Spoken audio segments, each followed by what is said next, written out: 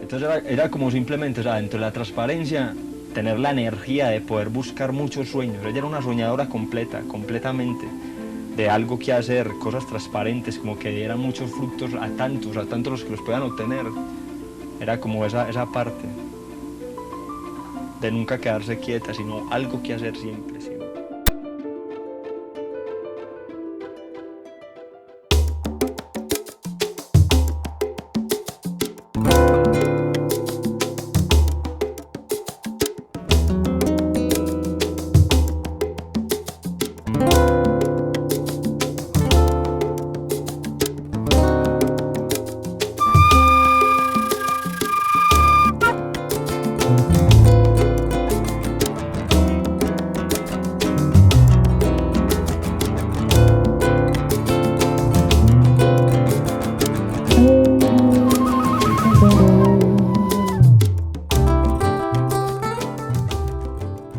1973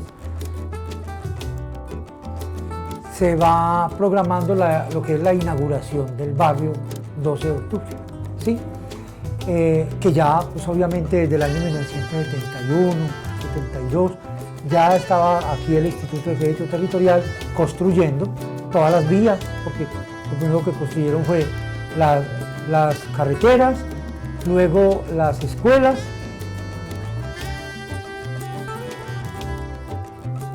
y ya luego empezaron a construir las casitas, un piloto, ¿cierto?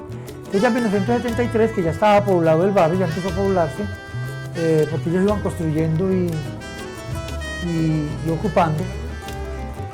En 1973, cuando ya se definió la inauguración del barrio, entonces ya se creó una junta de vecinos, ¿cierto?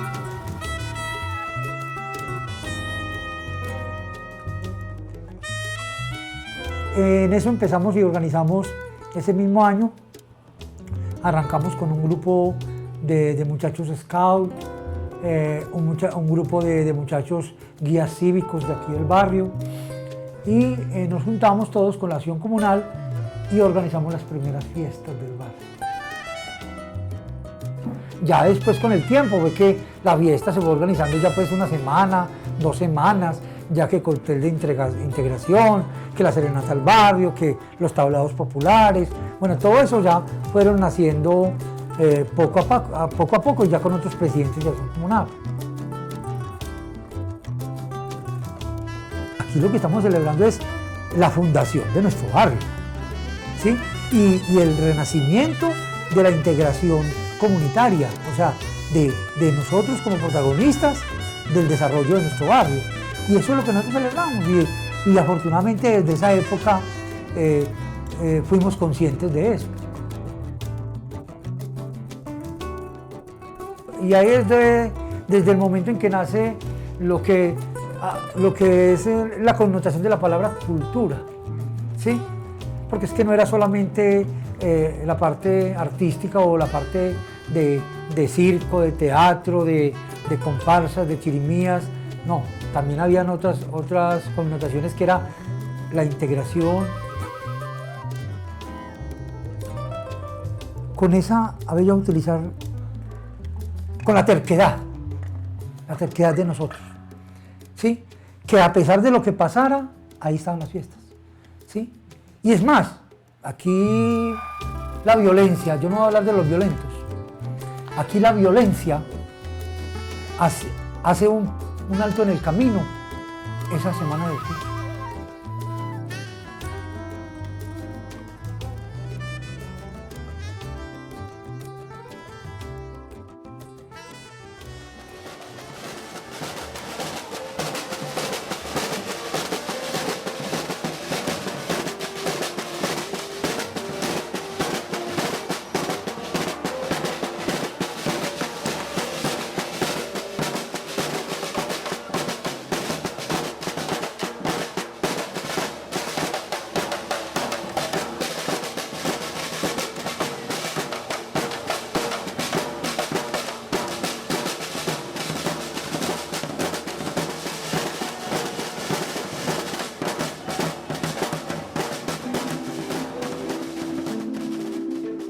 Soraya en ese tiempo pues toda una artista zanquera que con su saber hacía su revolución también.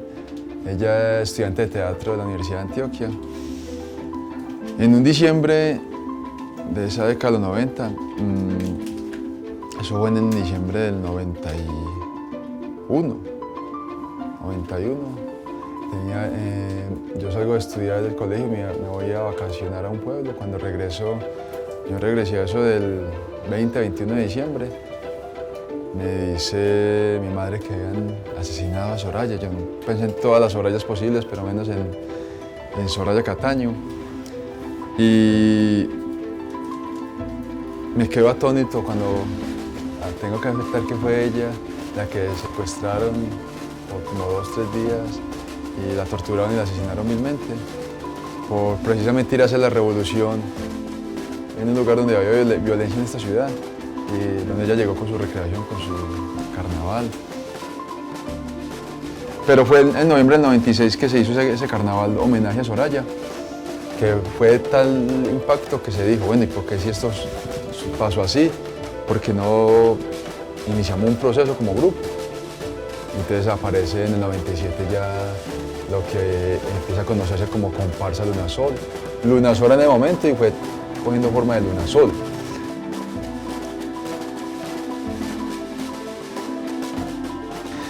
Pero las cosas que más tuve que empezar a enfrentar fue que ya el ensayo nuestro era aquí en el sector La Torre, en el Parque de la Torre, donde a las 7 de la noche era principalmente habitado por el grupo de jóvenes que se hacían ayer para consumir sus vicios o para hacer sus cosas malas, ¿cierto?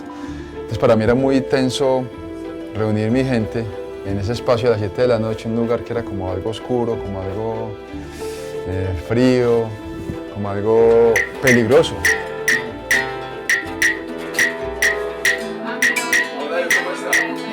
Empieza a ser muy tenso para mí, porque incluso allí había niños y jóvenes que venían de Picacho, de Castilla, de Santander, desconocidos en este sector.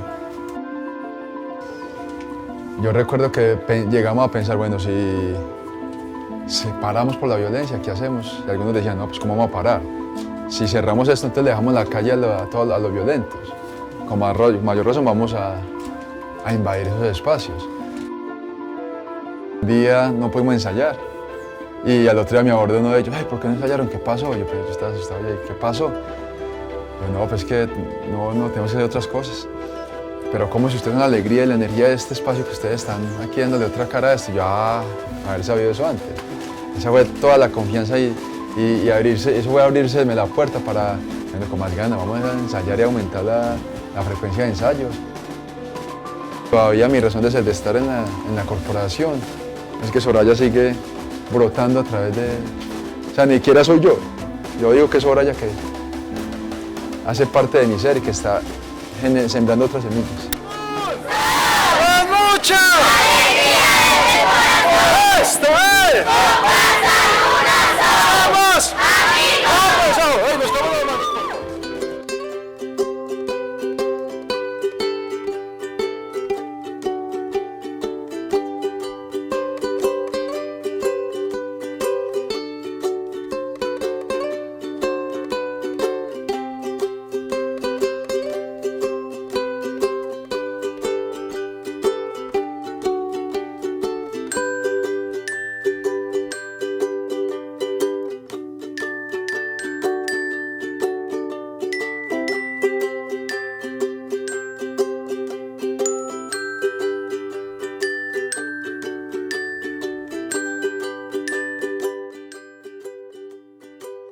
El proceso de la Mesa de la Cultura del barrio Santander empieza específicamente en el año 2000.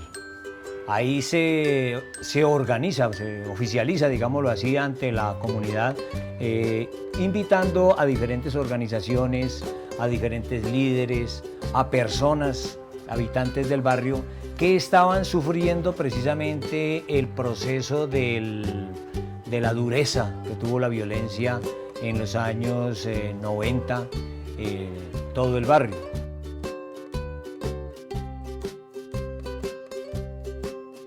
Entonces la Mesa de la Cultura arranca creyéndole principalmente al arte como una herramienta de culturización de la gente del sector. El mural del pasado, presente y futuro del barrio Santander, que lo pinta un artista aquí del barrio, Gustavo Martínez, y él precisamente se inspira en todo ese proceso, el proceso de creación del barrio, en donde muestra precisamente las casitas, el muchacho echando cometa, trepado en el árbol, así, cositas de esas. Luego pasa a un momento de presente. Si yo quiero que el arte transforme las circunstancias culturales, debo hacer algo en especial, y es empezar a poner alternativas. O sea, en cierta forma, enseñarle a otros qué es lo que yo hago para que ellos también puedan generar sus propias ideas a partir de sus creaciones.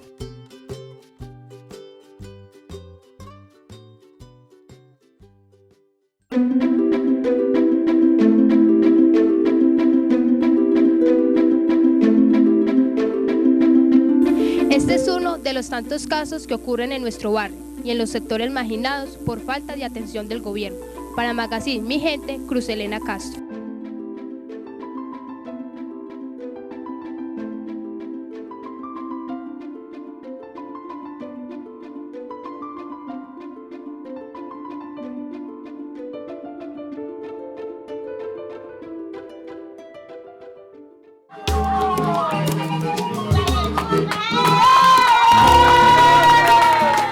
Llegué acá va a ser 36 años.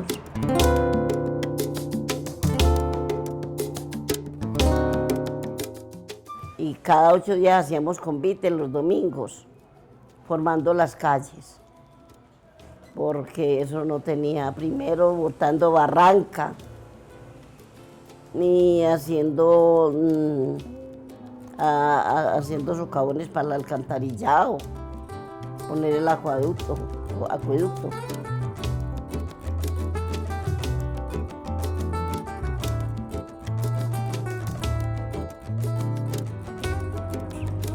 Tampoco existía la iglesia. Nosotros hacíamos los convites los domingos, pero los sábados también. Y la iglesia, el padre Alonso Hernández construyendo la iglesia.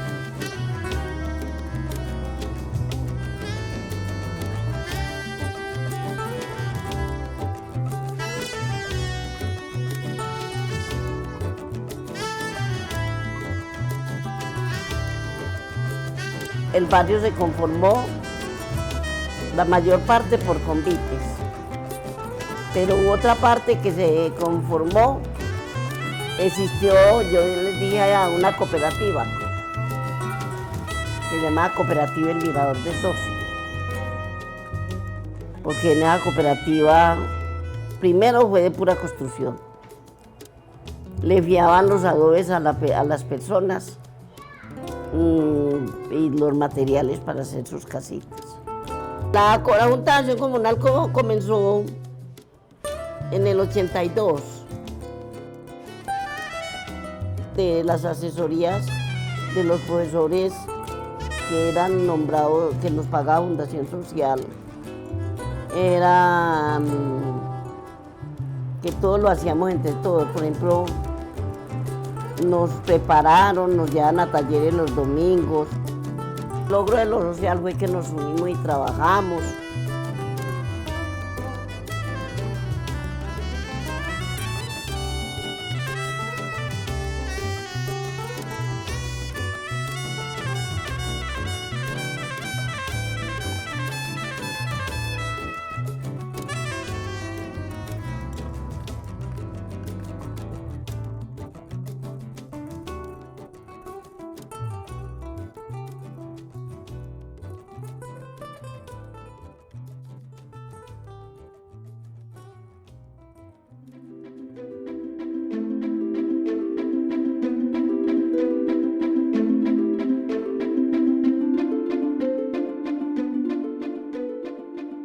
Vivo en el barrio desde el 16 de octubre del 88 Empezamos unas actividades muy importantes en ese tiempo porque las calles, no habían calles adecuadas, no había energía, todo era de contrabando y las viviendas se hicieron en autoconstrucción.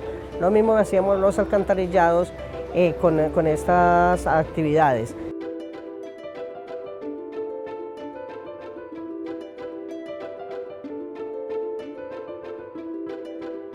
Nosotros nos juntábamos los vecinos de cuadra a conformar unos comités. El que no podía trabajar tenía que pagar un trabajador.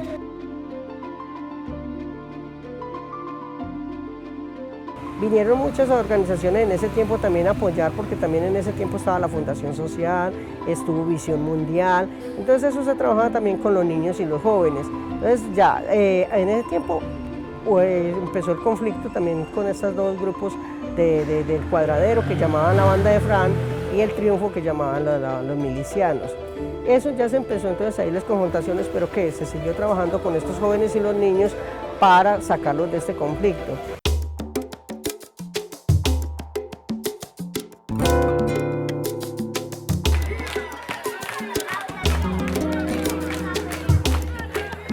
Para nosotros arrebatarle los jóvenes a la guerra. Entonces, ¿qué hacíamos nosotros con ellos? Arrebatándole los niños a ellos no era empezar a enfrentarnos con ellos. Nosotros no nos confrontábamos ni le empezábamos a ellos, no. Arrebatarlos porque esta gente llegaron ofreciéndoles empleo, ofreciéndoles regalos, ofreciéndoles cantidades de cosas. Entonces los niños nos contaban, ellos eran unos jovencitos que estaban allá con ellos estudiando y nos contaban, vea, a Julanito le dieron esto, a Peranito le dieron aquello, y nosotros, no, ustedes no van a permitir eso, ustedes tienen que salir adelante, ustedes tienen que seguir estudiando.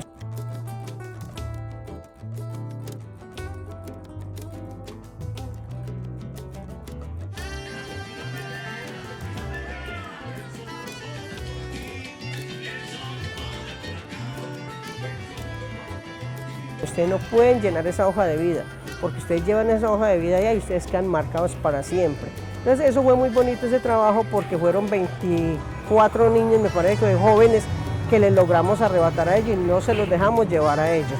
Aunque les traían regalos, les traían cuadernos, les traían cosas, pero las mamás y ese grupo de padres con los profesores fuimos haciendo ese trabajo que no permitíamos. Ahí empezamos ya todo ese otro fortalecimiento con los jóvenes para que estuvieran en otros espacios, en cultura, que estuvieran en estas otras actividades con la corporación, que hacían estos procesos con jóvenes, para evitar de que ellos se nos fueran en el tiempo libre, se nos fueran para estas otras partes donde nosotros no queríamos que estuvieran.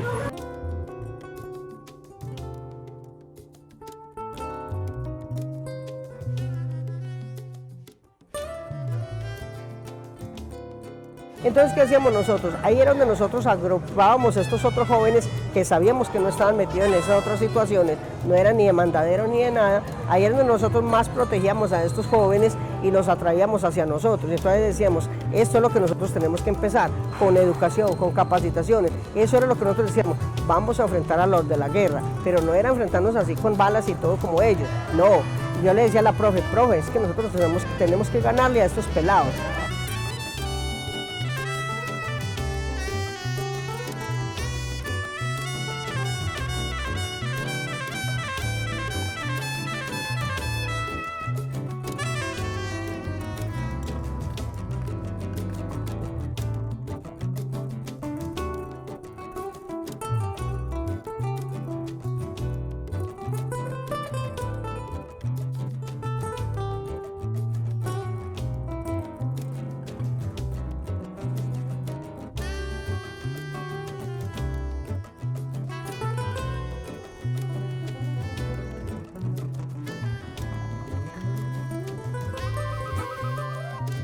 Bueno, yo llegué aquí al barrio en agosto de 1988.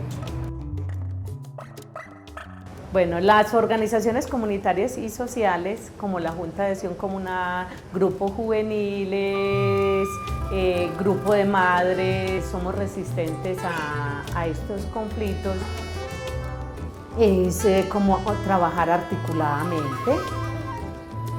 apoyándonos los unos a los otros, compartiendo nuestros saberes, de una organización tiene un perfil, nosotros, entonces yo digo el compartir. Con la organización social me ha servido para saber resistir, tener tolerancia, respeto por el otro, respetar las opiniones también del otro.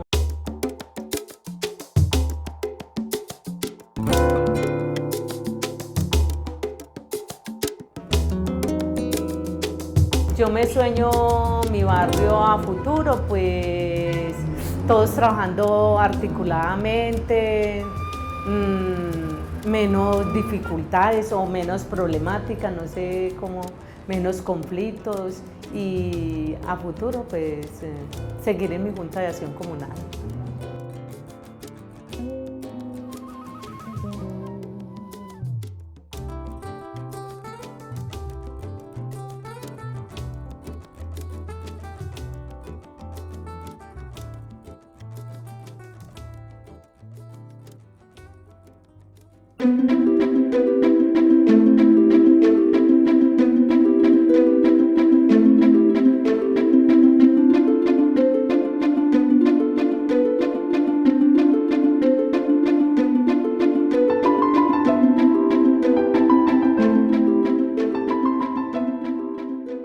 Me sueño una ciudad o una noroccidental donde las balas no sean las que hablen, o sea, donde las balas no sean las que callen las voces, sino que las voces se impongan sobre las armas, las voces se impongan sobre las balas, sobre todo eso, y surja un movimiento de verdad cultural, un movimiento que propicie la justicia, que propicie la igualdad, ¿sí me entiende?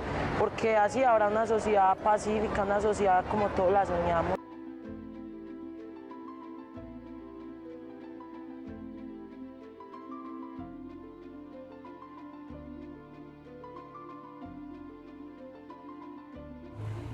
Yo diría que mi vinculación al trabajo social de aquí de la zona inicia en el año 1974, cuando por iniciativa pues, de otros compañeros y jóvenes ingresamos a un grupo de danzas que hacía parte del Centro Artístico Castilla.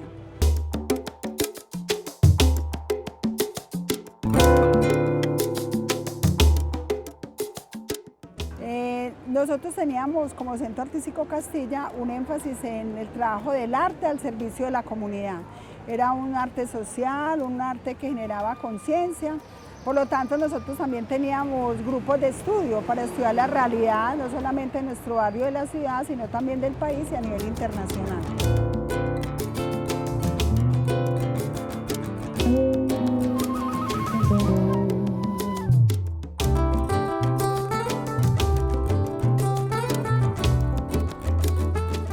Ya en el año 1977 yo tengo la oportunidad de vincularme como secretaria al Liceo La Esperanza, que funcionaba desde el año 72, ahí contiguo a la parroquia del Santo Evangelio.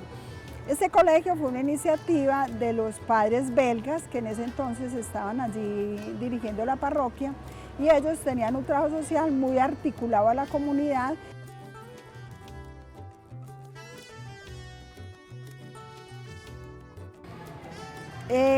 Inicialmente la lucha que se hace, porque en ese entonces los barrios no eran muy atendidos por el ente estatal, ¿cierto? Era más la misma comunidad hacía sus convites, sus construcciones, trataba de solucionar algunas cosas, pero ya el tema educativo era un tema estructural.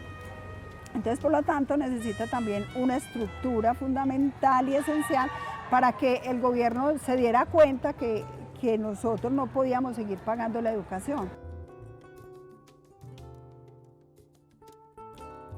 Pues hubo muchas formas organizativas y también fue un momento también del movimiento estudiantil y del movimiento obrero. Entonces, por ejemplo, nosotros apoyamos mucho la lucha obrera, entonces cuando eso, las huelgas, entonces los obreros salían a huelga, hacían las carpas Y por ejemplo, desde el Centro Artístico Castilla, nosotros por ejemplo íbamos a hacer presentaciones a las carpas de los obreros, a apoyarlos. Y ahí nos articulamos también con los comités pro oficialización. Entonces, ¿qué hacíamos? Por ejemplo, nosotros íbamos en las cuadras una operación canasta. ¿Y qué era esa operación canasta? Ir de cuadra en cuadra, difundiendo la problemática educativa, difundiendo la problemática de los obreros y recogiendo mercado para que ellos estuvieran en las carpas y pudieran hacer la alimentación y ayudarles a sostener pues el tiempo que estuvieran en huelga. Entonces, es decir, fue unos momentos de mucha lucha, no solamente acá, sino a nivel también de ciudad y de país, y logramos articular muchas cosas, pues fue una época como muy bonita. Como un momento de solidaridad para nosotros salir adelante, ¿cierto? Sabíamos que, bueno, apenas estábamos trabajando la conciencia de que el Estado tenía una responsabilidad con nosotros, ¿cierto? Pero realmente eso inicialmente ni siquiera se pensaba, sino que estaba la sobrevivencia también como en comunidad. Pero fue a medida que nos fuimos organizando que fuimos conociendo también como los derechos y ya en la zona, por ejemplo, noroccidental, generamos muchos hechos que era tener el derecho a la ciudad.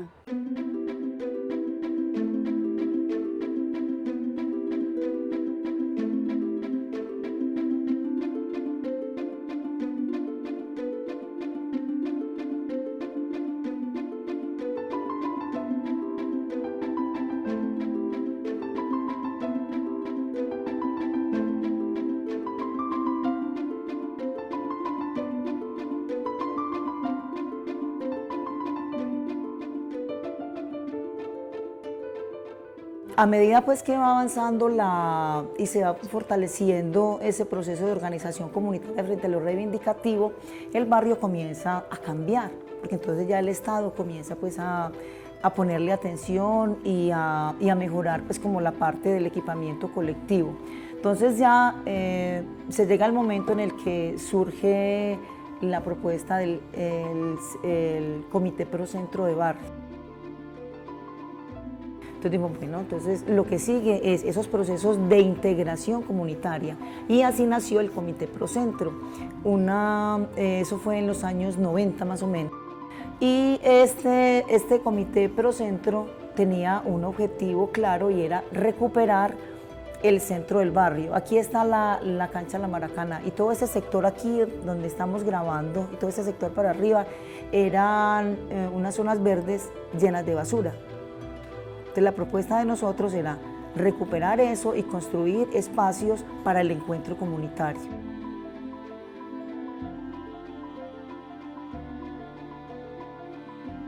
Los procesos de organización comunitaria frente a lo que es el conflicto, la violencia en los barrios, particularmente aquí en el barrio La Esperanza y en la Comuna 6, ha servido como un referente para que las personas vean en nosotros una esperanza, vean que sí es posible hacer cosas en medio del conflicto.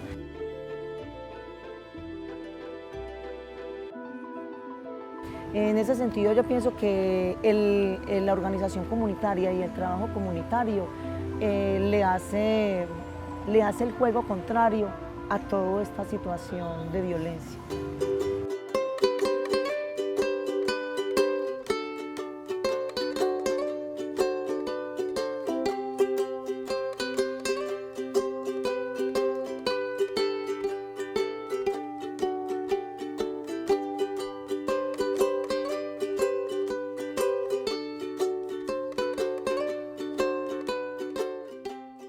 Nefes significa aliento vital en hebreo, pero también significa garganta, respiración. Nos pareció un nombre muy bonito para el grupo.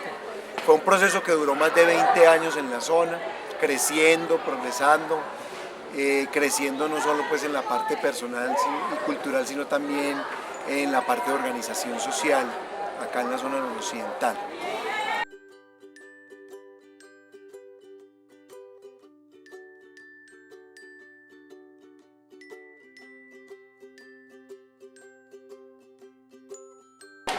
Nosotros ya en ese año más o menos 1987, 1988, cuando empieza el grupo, algunos tomamos la opción de ir a estudiar a la Escuela Popular de Arte, la desaparecida EPA.